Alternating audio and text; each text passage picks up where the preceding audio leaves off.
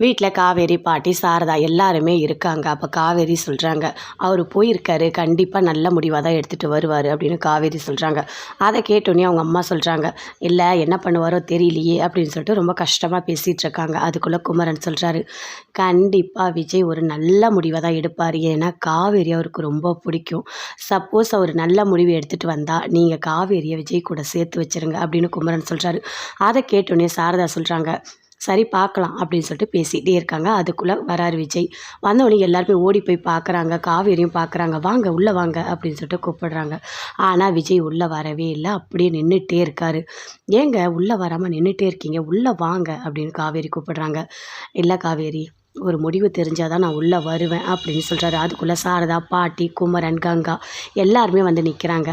என்னாச்சு அப்படின்னு சொல்லிட்டு கேட்குறாங்க. இல்லை, நான் வந்துட்டு எனக்கு சொத்து வேண்டாம், பணம் வேணாம், கார் வேணாம், எதுவுமே வேண்டான்னு சொல்லிட்டு நான் வந்துட்டேன். எனக்கு காவேரி மட்டும் போதும். இப்போ நான் ஒரு பணக்காரனே இல்லை, நான் எதுவுமே இல்லாமல் வந்திருக்கேன். காவேரி என்னை நீ ஏற்றுப்பியா? இந்த வீட்டில் ஒரு ஆளாக என்னை ஏற்றுப்பீங்களா? அப்படி நீங்கள் ஏற்றுக்கினீங்கன்னா நான் உள்ளே வரேன் அப்படின்னு விஜய் சொல்கிறாரு. அதை கேட்டோன்னே எல்லாருமே அப்படியே பார்க்குறாங்க. இங்கே பாரு, நீ உங்கள் அம்மா கிட்ட கேட்டு சொல்லு, என்னை ஏற்றுப்பீங்களான்னு சொல்லு அப்படின்னு சொல்லிட்டு விஜய் சொல்கிறாரு. அப்படி நீங்கள் என்னை ஏற்றுக்கலைன்னா நான் எங்கேயாச்சும் போயிடுறேன் அப்படின்னு சொல்கிறாரு. அதை கேட்டோன்னே எல்லாருமே அப்படியே பார்க்குறாங்க. பாட்டியும் வந்து கேட்குறாங்க, ஏன்பா இப்படி ஒரு முடிவு எடுத்த? வீட்டில் இருக்க எல்லாரும் கஷ்டப்படுவாங்கல்ல அப்படின்னு பாட்டி கேட்குறாங்க. இல்லை, அவங்களுக்கு சொத்து தான் வேணும், அதனால் நான் கொடுத்துட்டேன், அது ஒரு கிஃப்ட்டு மாதிரி நான் கொடுத்துட்டேன் அப்படின்னு விஜய் சொல்கிறாரு. ஏன்பா இப்படி பண்ண? வீட்டில் தாத்தா, பாட்டி, வளர்த்தவங்க எல்லாருமே இருக்காங்க, அவங்கள விட்டுட்டு வந்தா அவங்க மனசு எந்த அளவுக்கு கஷ்டப்படும் அப்படின்னு சொல்லிட்டு சாரதா சொல்கிறாங்க. அதை கேட்டோன்னே விஜய் சொல்கிறாரு, இல்லை, எனக்கு எல்லாத்த விட காவேரி தான் ரொம்ப முக்கியம், காவேரி மட்டும் எனக்கு போதும் அப்படின்னு விஜய் சொல்கிறாரு. சாரதா பார்க்குறாங்க. என்னதான் இருந்தாலும் இவ்வளோ நாள் வளர்த்துருக்காங்கப்பா, அவங்க என்ன நினைப்பாங்க? என்னோடய பேரனை அவங்க எடுத்துக்கிட்டாங்க அப்படின்னு எங்களுக்கு ஒரு கெட்ட பேர் வரும், அந்த கெட்ட பேர் எங்களுக்கு வேண்டாம் அப்படின்னு சொல்கிறாங்க சாரதா. இங்கே பாருங்கள், அப்படிலாம் ஒன்றுமே கிடையாது. ஆமாங்க, தாத்தா பாவம் தாங்க, தாத்தா என்ன பண்ணார், எதுக்காக நீங்கள் இப்படி பண்ணீங்க அப்படின்னு காவேரி கேட்குறாங்க. இங்கே பாரு காவேரி, நீயும் நானும் சேர்ந்து வாழ்ந்தாலே தாத்தாவுக்கு சந்தோஷம், தாத்தா அப்போவே சமாதானம் ஆகிடுவார் சரியா அப்படின்னு சொல்லிட்டுருக்காரு. அப்படியே பார்க்குறாங்க, எதுவுமே பேசவே இல்லை. இங்கே பாரு காவேரி, என்னை நீ ஏற்றுப்பியா அப்படின்னு கேட்குறாரு. கண்டிப்பாக நான் உங்களை ஏற்றுப்பேங்க, நீங்கள் என்னை எங்கே கூப்பிட்டாலும் நான் உங்கள் கூட வருவேன், கண்டிப்பாக நான் வருவேன் அப்படின்னு காவேரி சொல்கிறாங்க. சாரதா, கங்கா எல்லாருமே அப்படியே பார்க்குறாங்க. என்னம்மா, நான் சத்தியம் பண்ணி கொடுத்துட்டேன், இப்போ இப்படி பேசுகிறேன்னு நீ பார்க்குறியா அப்படின்னு காவேரி சொல்கிறாங்க. அம்மா, உன் கண்ணு முன்னாடி நான் ஒரு முடிவு எடுக்கிறேம்மா, அவரை பார்க்கவே ரொம்ப கஷ்டமாக இருக்குமா அப்படின்னு காவேரி சொல்கிறாங்க. அம்மா, தயவு செய்து அவரை உள்ளே கூப்பிடுமா, நீ கூப்பிடுமா அப்படின்னு காவேரி சொல்கிறாங்க. சாரதா அப்படியே பார்க்குறாங்க. தம்பி, நீங்கள் உள்ளே வாங்க அப்படின்னு சொல்லிட்டு கூப்பிடுறாங்க. விஜயும் அப்படியே பார்க்குறாரு. இனிமே இது உங்கள் வீடு தான், நான் உங்களை ஏற்றுக்கிறேன் அப்படின்னு சாரதா சொல்கிறாங்க. ரொம்ப சந்தோஷப்படுறாங்க எல்லாருமே. அப்படியே பார்க்குறாங்க. பாட்டி, கங்கா, குமரன் எல்லாருமே பயங்கரமாக சந்தோஷப்படுறாங்க. அப்படியே காவேரி ஓடி போய் பேக் எடுத்துகிட்டு அப்படியே விஜய் ஹக் பண்ணிக்கிறாங்க. எல்லாருமே அங்கேருந்து போகிறாங்க. உள்ளே வாங்க அப்படின்னு சொல்லிட்டு காவேரி உள்ளே கூட்டிகிட்டு போகிறாங்க. 2 பேருமே கட்டில் மேலே உட்காந்து பேசிகிட்டு இருக்காங்க.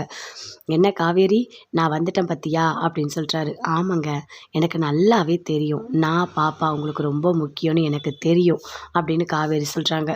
அதை கேட்டோன்னே விஜய் சொல்கிறாரு, ஆமாம், ஆனால் உங்கள் அம்மா வந்து ஏற்றுக்கணும், உங்கள் அம்மா சம்மதத்தோடு நம்ம 2 பேரும் சேர்ந்து வாழணும்னு நீ நினச்ச, நான் அதை நடத்திட்டேன் பார்த்தியா அப்படின்னு விஜய் சொல்கிறாரு. ஆமாங்க, நீங்கள் சொல்கிறது உண்மைதான். உங்களுக்கு ஒன்று தெரியுமா, எங்கள் அம்மா மனசில் உங்களை ரொம்ப ரொம்ப ரொம்ப ரொம்ப ரொம்ப நல்லவராக நான் வந்து உருவாக்கி வச்சுருக்கேன், அதுக்கு நான் ஓவர் டைம்லாம் பார்த்தேன் தெரியுமா, அந்த அளவுக்கு நான் யோசித்தேன் அப்படின்னு காவேரி சொல்கிறாங்க.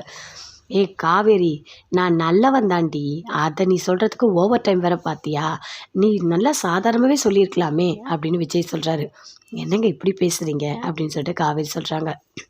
இங்கே பாரு காவேரி, நல்லா தெரிஞ்சுக்கோ, இனிமேல் சும்மா ஏதாவது போட்டு யோசிச்சுட்ருக்காத.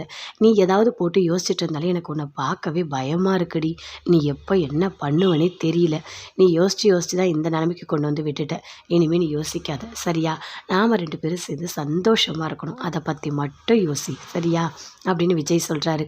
அதை கேட்டோன்னே காவேரி ரொம்ப சந்தோஷப்படுறாங்க. உங்களுக்கு ஒன்று தெரியுமா, உங்கள் கூட நான் சேர்ந்து வாழணும்னு எவ்வளோ ஏங்கன தெரியுமா, அது எல்லாமே இன்றைக்கி நடந்திருக்கு அப்படின்னு சொல்லிட்டு பயங்கர சந்தோஷமாக அப்படியே பேசிகிட்டு இருக்காங்க. அப்போ விஜய் சொல்கிறாரு, வீட்டில் எல்லாருக்கிட்டையுமே நான் சொல்லிட்டேன் நீ மாசமாக இருக்கன்னு சொல்லிட்டு, ஆனால் தாத்தா ரொம்ப ஒரு மாதிரி ஃபீல் பண்ணார், இருந்தாலும் நான் அங்கேருந்து வந்துட்டேன் அப்படின்னு விஜய் சொல்கிறாரு. ஆனால் நாம் 2 பேரும் சந்தோஷமாக இருக்கணும் தெரிஞ்சாலே தாத்தா வந்து நல்லா ரொம்ப ரொம்ப சந்தோஷமாக இருப்பார் அப்படின்னு விஜய் சொல்கிறாரு. சரிங்க அப்படின்னு சொல்லிட்டு 2 பேருமே சேர்ந்து பேசிகிட்டு இருக்காங்க. அப்படியே போகிறாங்க. குமரன், கங்கா 2 பேருமே சேர்ந்து பேசுகிறாங்க. என்னங்க, நம்ம நினச்ச எல்லாமே நடந்துடுச்சு. எனக்கு எவ்வளோ சந்தோஷமாக இருக்குது தெரியுமா? காவேரி அவங்க வீட்டுக்காரோட சேர்ந்து வாழணும், 2 பேருமே சந்தோஷமாக இருக்கணும் நம்ம நினச்சோம். அதே மாதிரி பாருங்கள், விஜய் காவேரிக்காக வீட்டில் இருந்த தாத்தா பாட்டி வளர்த்தவங்க எல்லாரையும் சேர்த்து தூக்கி எறிஞ்சிட்டு வந்திருக்காரு அப்படின்னு கங்கா சொல்கிறாங்க. அதை கேட்ட உடனே குமரன் சொல்கிறாரு, இங்கே பாரு கங்கா, உனக்கு ஒன்று தெரியுமா? பொண்டாட்டியோட பாசம் ரொம்ப ரொம்ப ரொம்ப அதிகம். அதை யாராலையுமே வந்து ஈடுகட்ட முடியாது. அந்த அளவுக்கு காவேரியை விஜய் நேசிக்கிறாரு. அவருக்கு பணம், காரு இதெல்லாம் எப்போ வேணால் அவர் சம்பாதிச்சுக்கலாம். ஆனால் பொண்டாட்டி குழந்தைன்றது ரொம்ப ரொம்ப முக்கியம் தானே. அதனால தான் வந்திருக்காரு. ரொம்ப ரொம்ப விஜய் நல்லவர் அப்படின்னு சொல்லிட்டு குமரன், கங்கா 2 பேருமே சேர்ந்து பேசிகிட்டு இருக்காங்க. பாட்டி சொல்கிறாங்க, சாரதா இங்கே பாருடி, விஜய் வந்து அந்த காவேரிக்காக எப்படி எல்லாரையும் தூக்கி எறிஞ்சிட்டு வந்திருக்காரு.